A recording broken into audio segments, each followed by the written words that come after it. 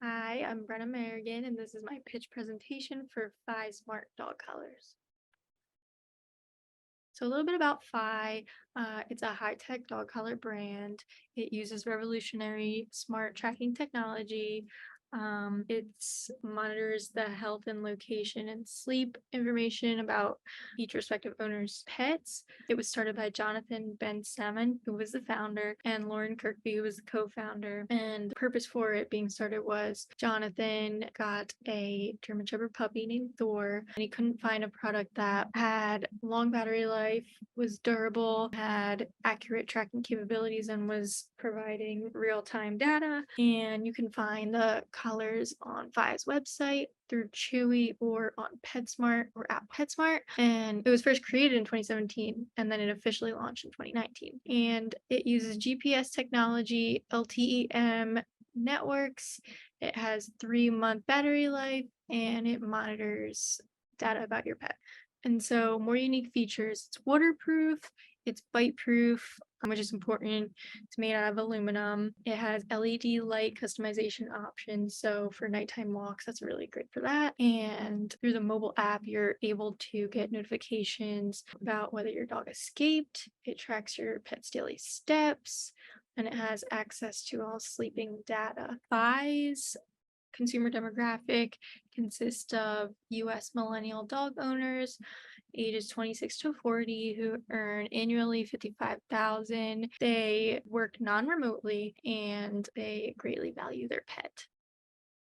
So some statistics that are important to back up those demographic claims: 65% of people work either full or part-time jobs, and 77% of pet owners commute to work from their homes, which is important. And the rate of pet owners is higher in people who have college educations. 50.3% of pet households earn an income of above 55,000. So that's where that income number came in the last slide. 80% of millennials are pet owners, which is the highest generation who own dogs. And males are more likely to own dogs than females. And millennials are a lot more likely to spend more money on luxury items for their pet rather than themselves. And a lot of pet owners treat their dogs as if it was their own child, especially in the millennial generation. As you can see in my little collage I made, my brother is a prime example of that. And that is a real life typical millennial dog owner in this day and time, which is exactly Fi's consumer base. And so the main ideas for the video concept deals with a lot of the problems that millennial pet owners are facing currently with the lifting restrictions of the pandemic. Work from home is a lot less common now. It's a big transition of having to go from being home all the time to now having to go to an office every day and not being with their pet all day.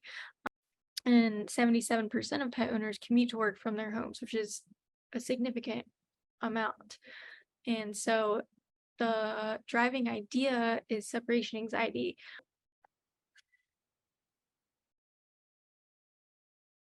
So the video concept is Velcro Owners Anonymous. The concept is made up of 3 main ideas, and the first is that dogs aren't essentially the only ones who suffer from separation anxiety. And it'll use humor to illustrate the great lengths that dog owners are willing to go in order to ensure that their pets are okay. And so the Fi Smart Collar gives their owners peace of mind no matter what the distance from their dogs may be. And this journey and the plot will deal with the hero, who is Pete, the talking golden doodle. The villain is the owner, Kate, who's not really a villain, but is essentially in this story because of the hoops that she's jumping through due to her separation anxiety from her pet. And so the journey will deal with all the far-fetched actions that will be over dramatized, that come with the challenges that Kate's facing with her pet related separation anxiety. And so the examples that inspired me, this first one is for a dog pet medication brand called Zodis Pet Care, and this video deals with a talking pug, which is what inspired the main character in my video. It uses humor, it's informative, and it has a simple storytelling ability. And the second inspiration was this Life 360 video.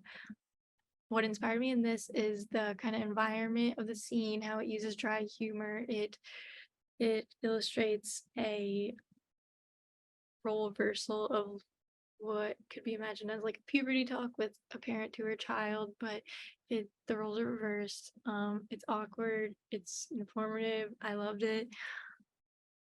And the last example that I used that really inspired me was the Lay's Super Bowl ad with Seth Rogen and Paul Rudd. It uses humor, and what I really liked about this night added into my video was the flashback storytelling that is seen in it. The two are outside of one of their weddings and they're just reminiscing on old memories together, and that's where the flashbacks come in. And I thought that was a really great way to connect and tell stories through using humor.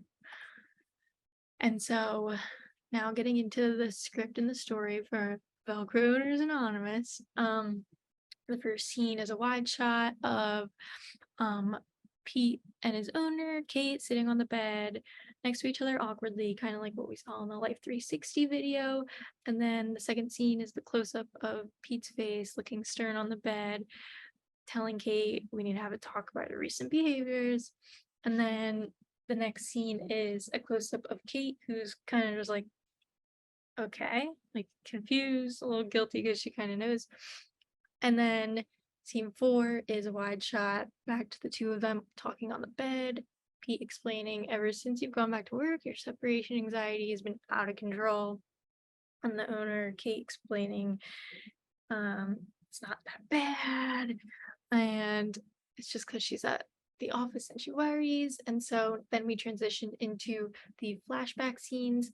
The first one deals with the crazy cat lady neighbor, Cindy, who Kate has come check on Pete about like all the time, and Pete says, you had crazy cat lady come check on me 4 times yesterday.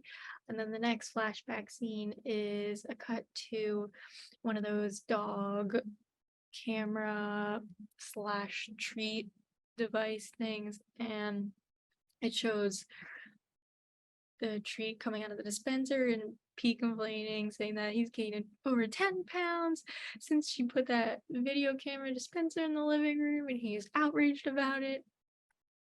And then we transition over to the last flashback, which is my favorite, and it's of the phone ringing, and Kate leaving a voicemail that we can infer that she does every day, and it drives Pete crazy.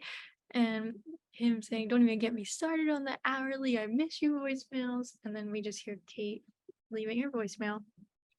And then we return back to the current time scene with the two of them on the bed. Kate's kind of looking down, ashamed, and then cue the collar on Pete, and then Pete explaining this is why he got the 5-dog collar, so he can nap in peace and you don't have to worry. And then it kind of shows how in the next scene how the app works and different features. And Pete says this means peace of mind for you and no more run-ins with the neighbors for me. And then the last scene is just a wide shot of the logo, and then narrator, don't let the distance get the best of you, feel closer to your pet wherever you go with Fee. And the mood board, you can see Kate, Pete, and the crazy cat lady neighbor, and the cat, and the two of them together. And I went for a very natural, minimalism, feminine, very millennial look. And yeah, and the location is more of those natural looks, more of that minimalist boho type of vibes, and a little bit of chic, bright colors, but you can tell it's got a very feminine touch, and it's most likely a single woman with a spoiled dog. And yeah, I hope you liked it, and thanks.